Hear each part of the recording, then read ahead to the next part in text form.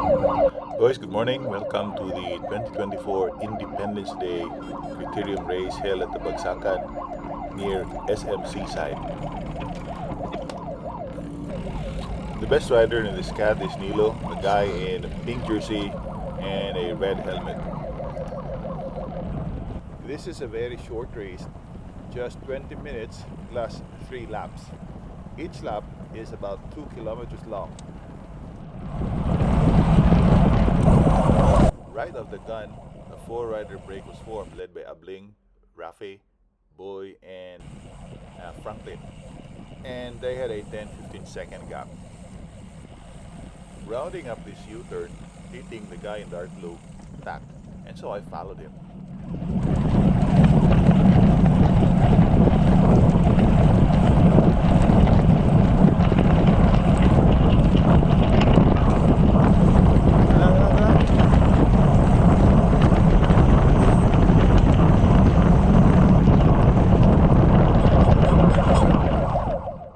I was able to catch Titing before the next U-turn, and I just stayed behind him. I know he likes to set the pace, so I just allowed him to set the pace.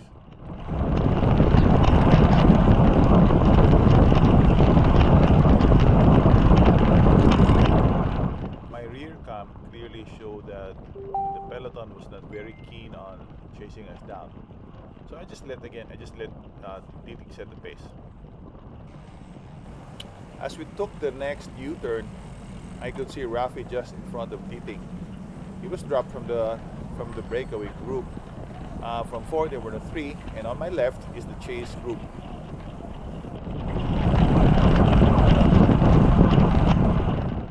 As we were approaching the next U-turn, I realized that we were not really catching the leaders at the speed we were going. So I decided to do something about it.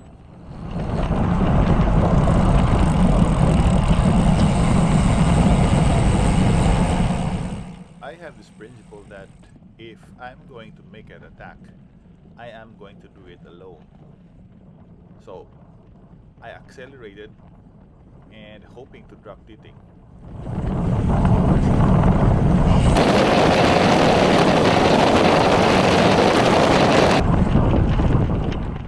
To my surprise, when I caught the breakaway, there were 4 riders in front of me.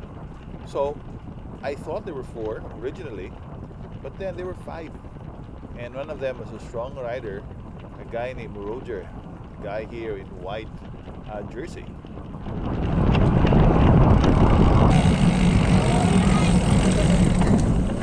Titing was still chasing us, but dangerously behind Titing was a duo of Nilo and Dixon. Nilo is the strongest rider in this cat, hands down. So I was hoping that the breakaway would work together to distance ourselves from Nilo and Dixon. I was still in a recovery mode at this point, and so when Abling asked me to sit behind Roger's wheel, I declined, telling him that I still want to get my breathing back.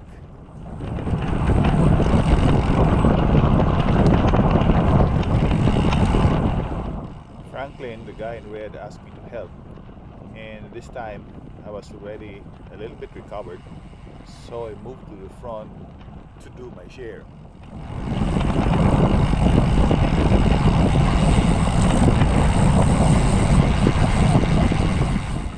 But the 2 riders chasing us, Nilo and Dixon, has now become a trio, because Titing was also with them, and they were just 5 or 10 seconds behind us.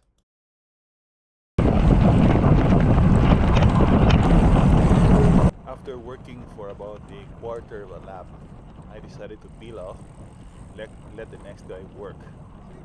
But then nobody wanted to work, and that's the problem with breakaways. It was the same thing at the back.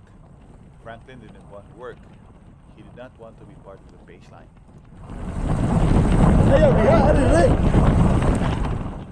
The gamesmanship had begun, and so the race within the race started.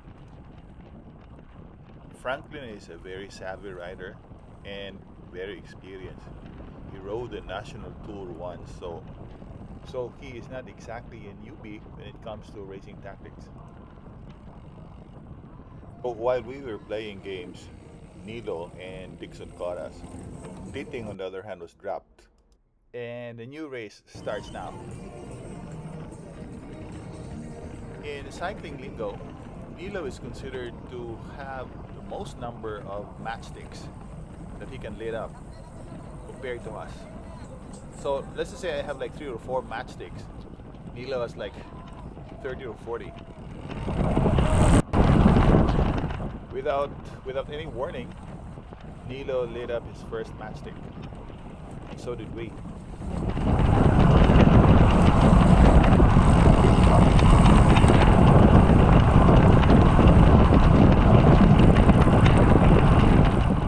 The best thing to do after an attacker is caught is to counterattack, and this is what I did. But it was too slow and everybody could read it.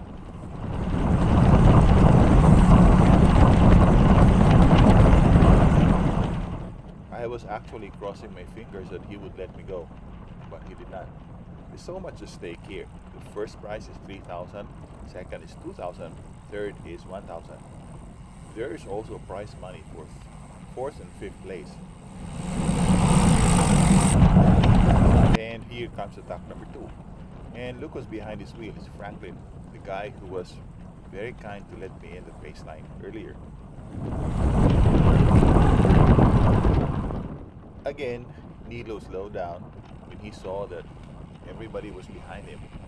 But I knew that he was going to do this again and again and again. It was simply a matter of time and a matter of legs, and he would drop us all.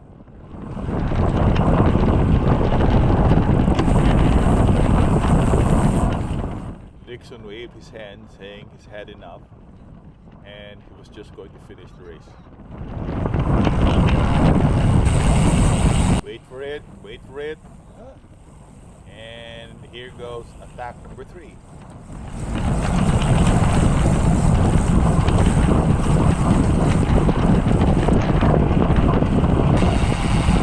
I also tried a sneaky attack that was not really sneaky. So everybody was on my wheel. And then here comes attack number 4.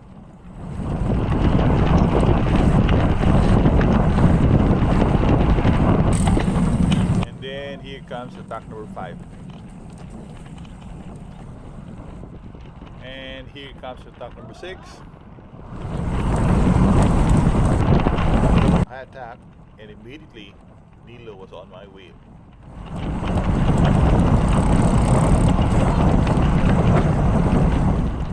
And not only that, he made his final attack. So this is attack number 7, and no one from this group could respond. I think that the feeling of this group after the attack of Nilo was more of a relief than disappointment, because we all knew that if Nilo was within the group, then the attack would be constant, and probably the chasing group behind us would catch us. So everybody breathed a sigh of relief.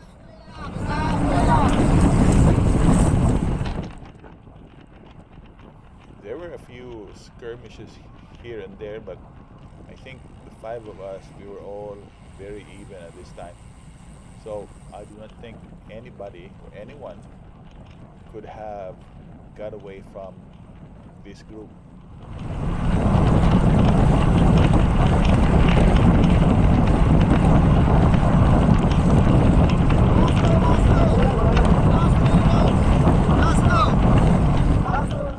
With 2 laps ago and about 4 kilometers of racing, we were clearly slowing down, and you can notice that the chase pack led by Hailin was approaching us quickly. So either we had to do something about it, or we just go grupo compacto again. So here is this group.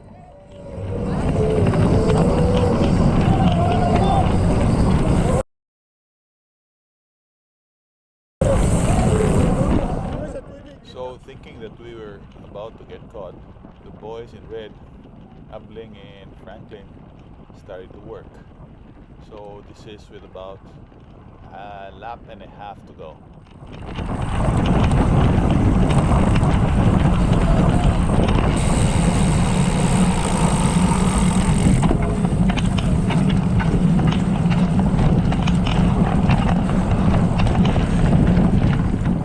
I think that if we are not going to do something about it, then we're going to get caught. The only thing that would keep us from getting caught is when the chasing pack would start to play games.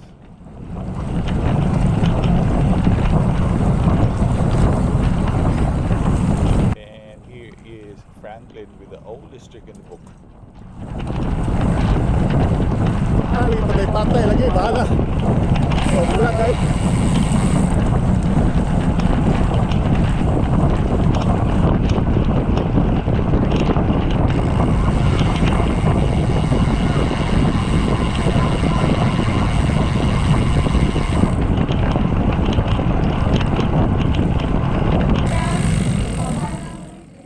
Less than a lap to go, the chasers just within reach.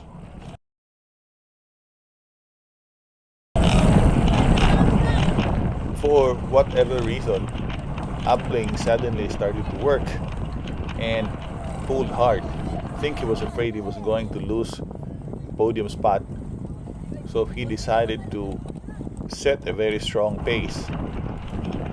And even though it was just a quick injection of speed, it was enough to deflate the hopes of those who were chasing us. And this is what I learned after the race, that the quick work of Upling demoralized the chasing group. In a straight up sprint with these guys, I know I would end up dead last, and I would be out of the podium spot because there's already a single rider, there's Nilo, on a breakaway. It was a good thing that Upling decided to go in front of me. It was a perfect spot for me, the last rider in a small group. And the reason why it is the perfect spot is because you can easily see what the others are doing while the others cannot see you. Unless you have a lead out train, the element of surprise is very important when sprinting with a small group. Usually a sprint starts at about 200 meters before the finish line. But since I cannot compete with these guys in a sprint, I decided to start my sprint early. The reason why I'm 2 or 3 bike lengths behind them is to be able to wind up my sprint so that I can go and surprise them. I had already identified this house with a green roof as my starting point for the sprint. And so here I go. I veer to the left, be away from them, and then start my sprint all out. You will notice on my rear cam that they are hesitating on who's going to go after me, because the rule is that if you are the first person to chase, then you're most likely to lose. On my rear cam, you can clearly see that they hesitated and it took them a while to chase me down, and it was too late. Cross the line, second place. Boys, thank you for watching, and if you like the video, kindly subscribe and like, or like and subscribe.